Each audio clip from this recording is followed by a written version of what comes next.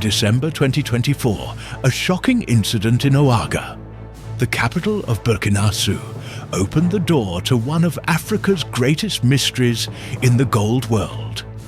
A bodyguard working in Ibrahim Traoré's special security team accidentally dropped a leather bag during a routine security check, and its contents contained secrets that would literally freeze experts.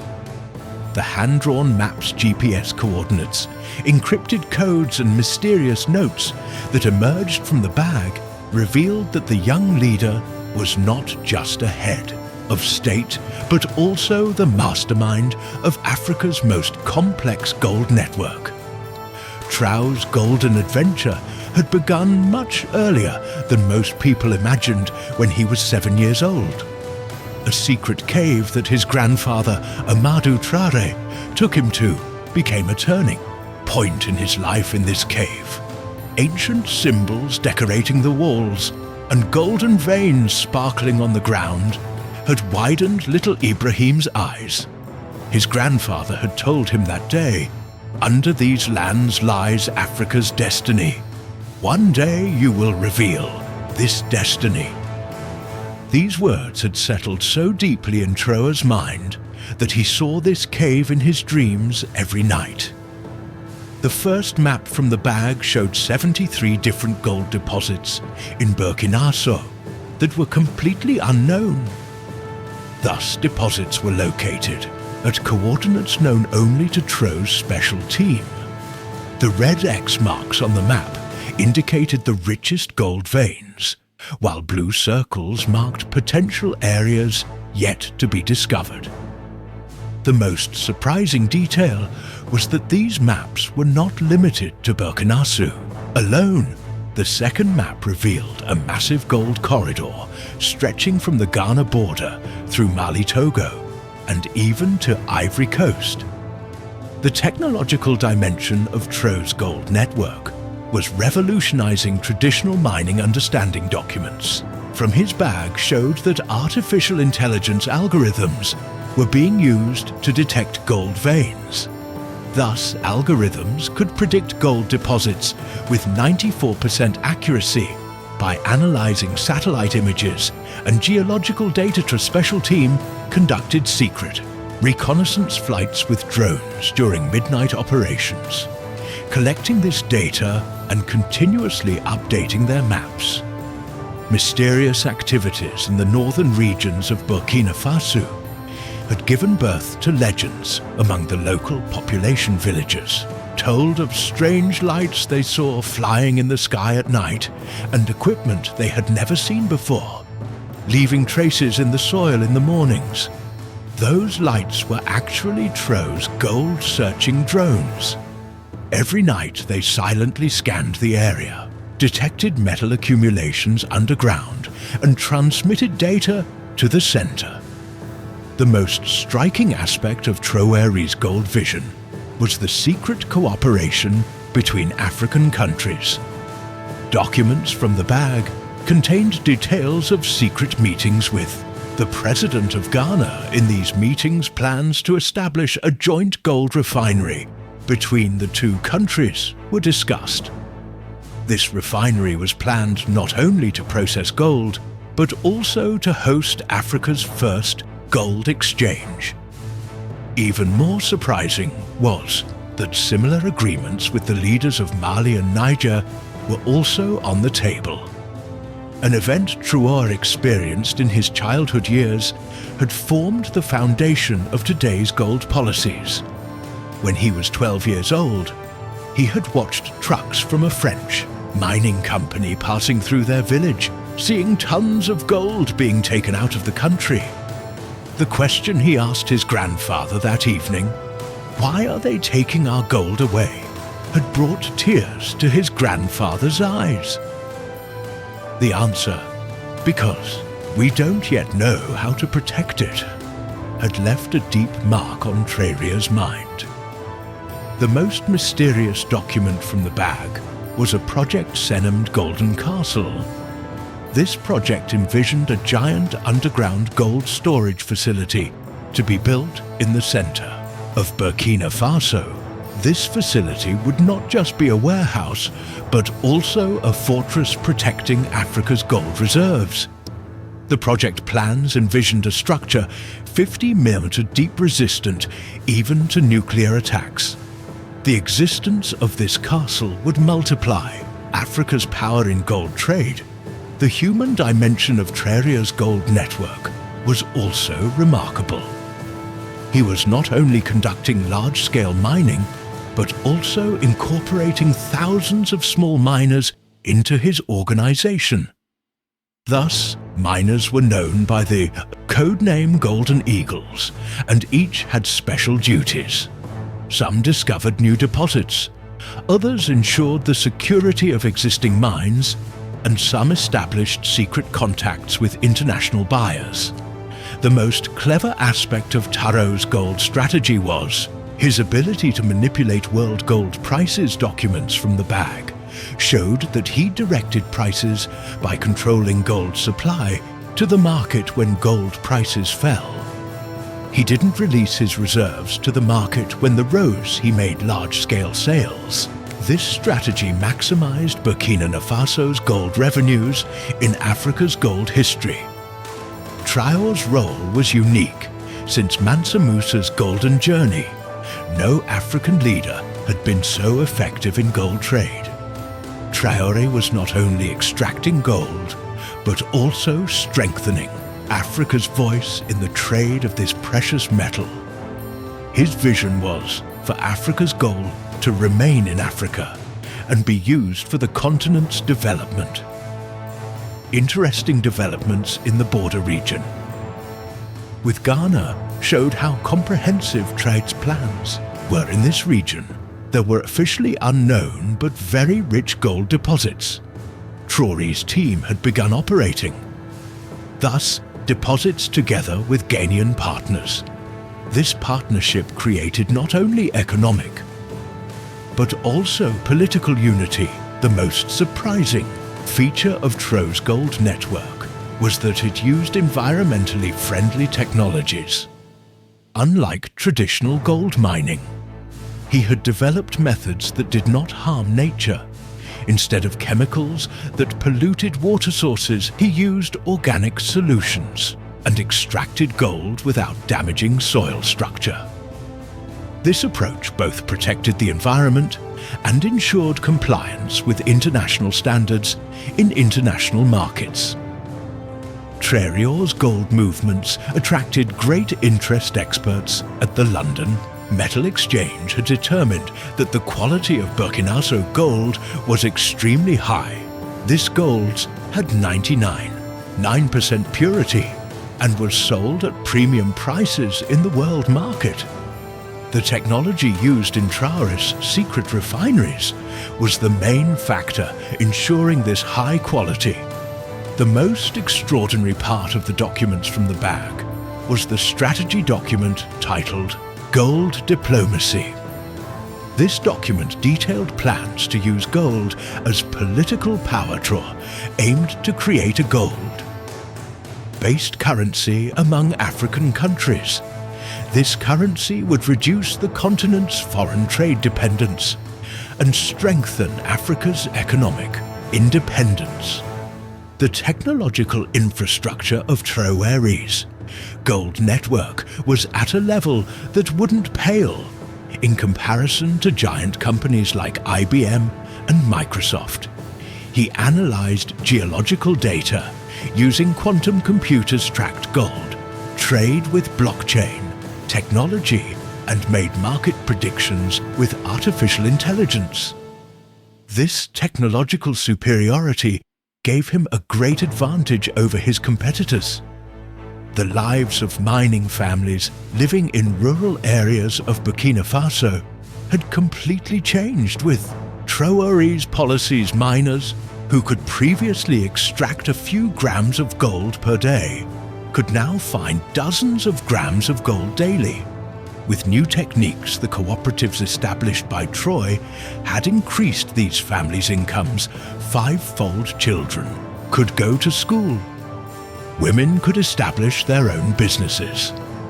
The defense dimension of Traoré's gold vision Also existed documents from the bag showed that part of the gold revenues were invested in the defense industry. These investments included not only weapon purchases, but also the development of domestic defense technologies. The vision of ensuring Africa's security with Africa's resources was one of Traoré's greatest dreams, changes in the world.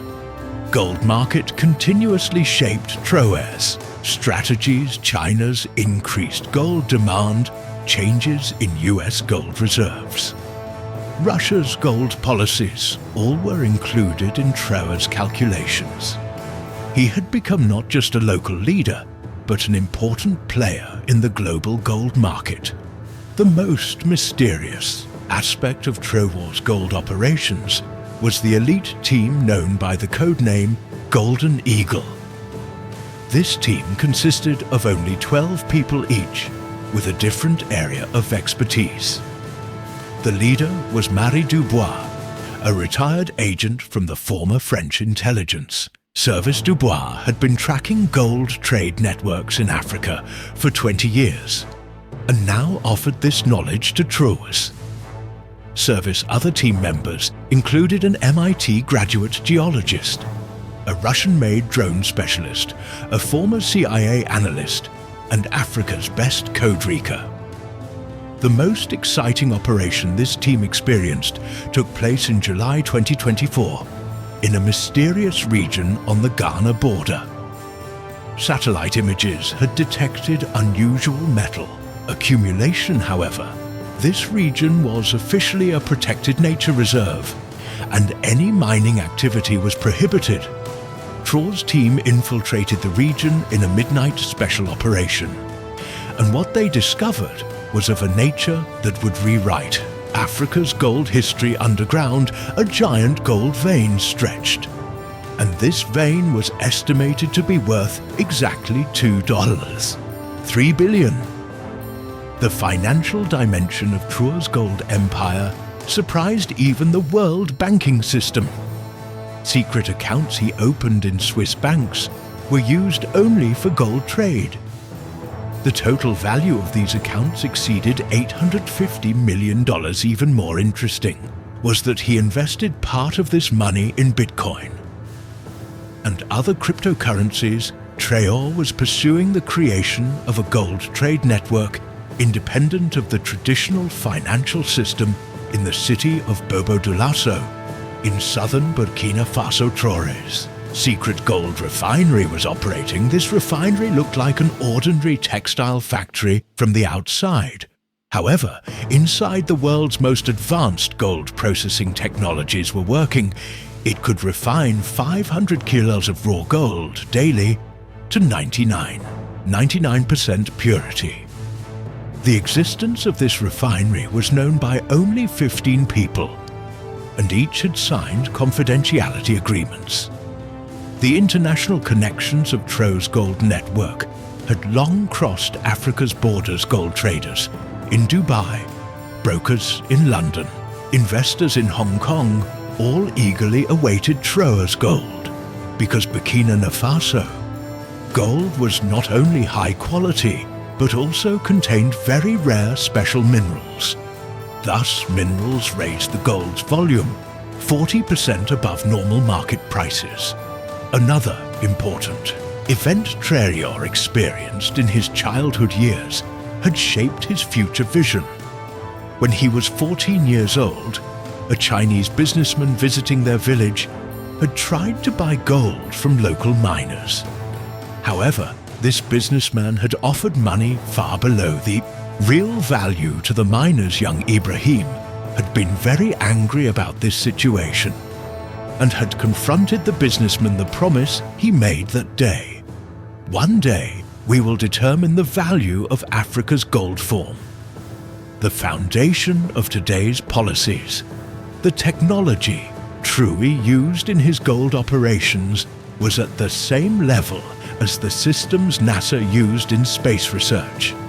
Specially designed satellite systems scanned every corner of Africa and detected regions with gold potential.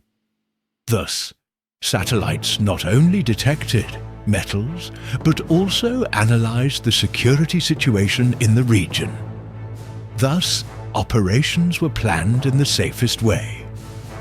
Mysterious developments in the border region with Mali showed how comprehensive Traoré's plans were in this region.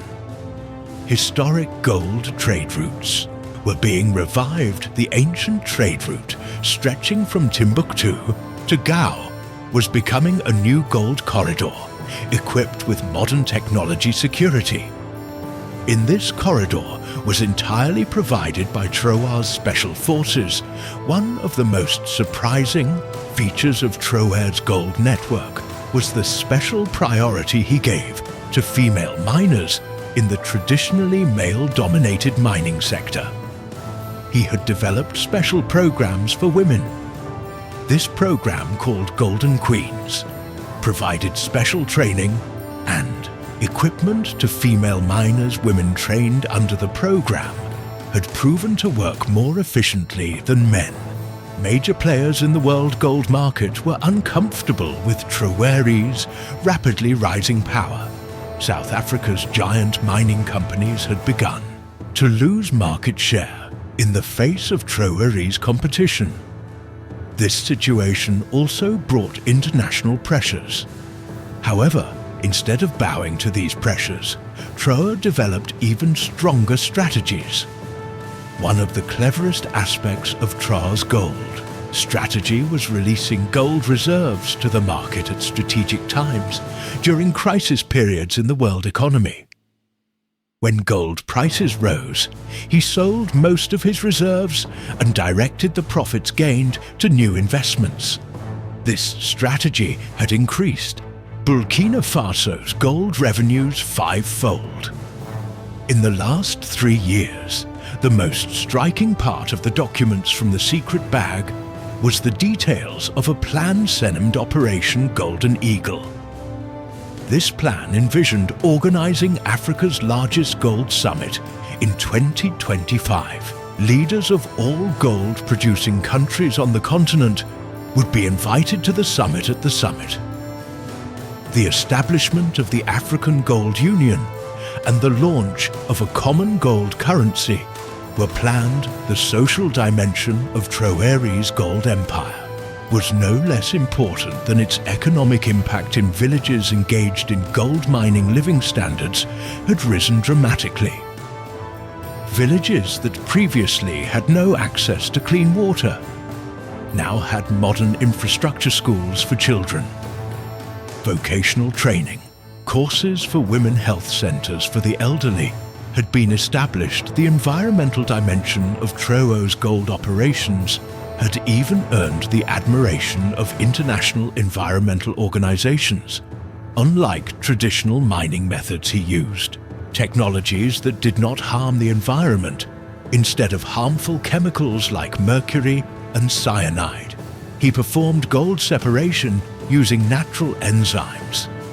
This method, despite being 15% more expensive, reduced environmental damage to zero in the far Ngoma region in eastern Burkina Faso.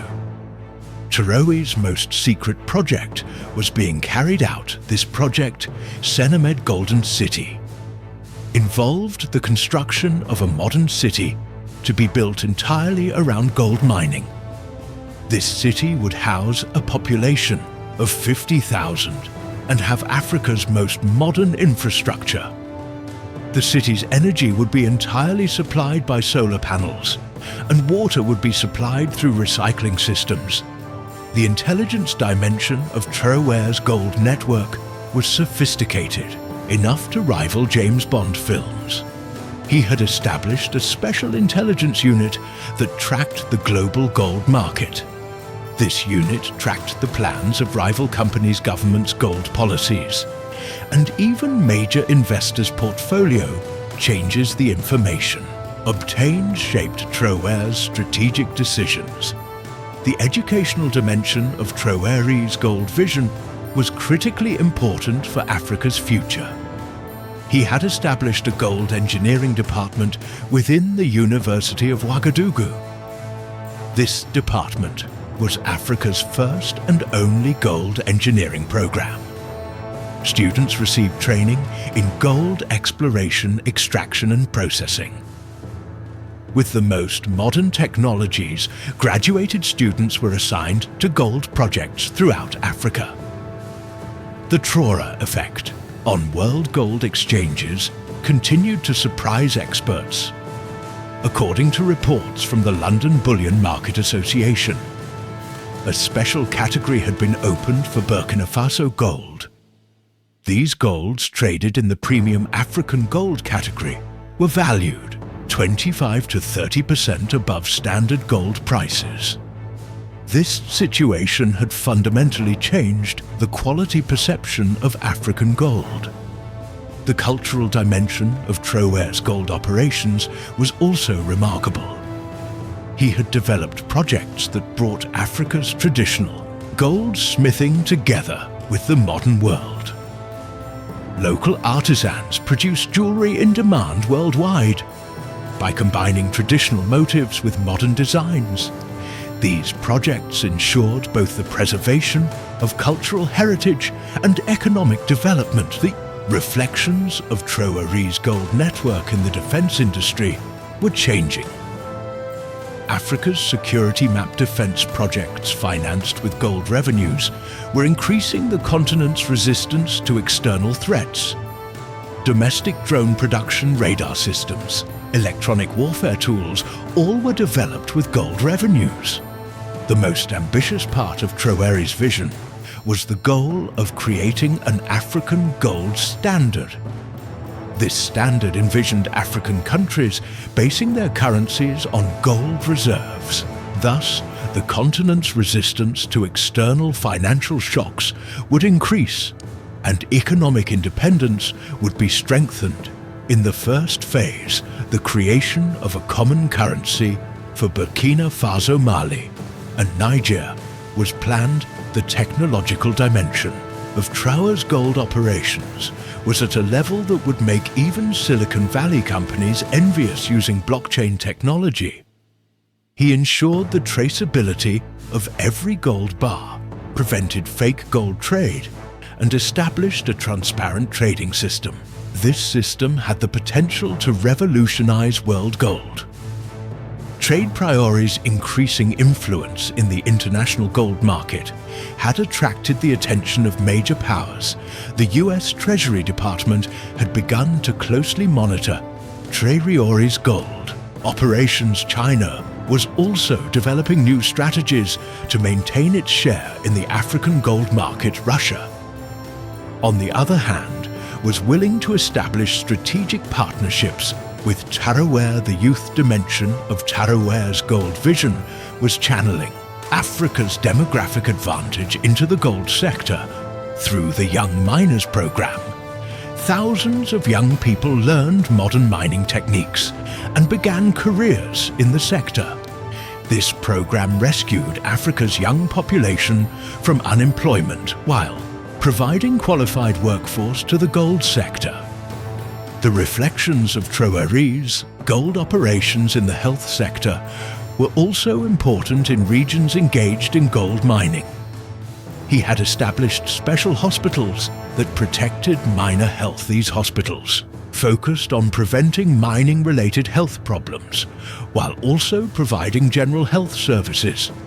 The story of Traoré, who fully revealed Africa's gold potential, is not just a success story, but also a vision story that sheds light on the future of the entire continent. This gold network, starting from Burkina Faso and spreading throughout Africa, forms the foundation of the continent's economic independence. Ibrahim Traoré's gold hunters are not only finding Africa's lost treasures, but also recovering the continent's lost pride. This story shows that Africa's golden age is just the beginning, and heralds that much bigger surprises will be experienced in the future.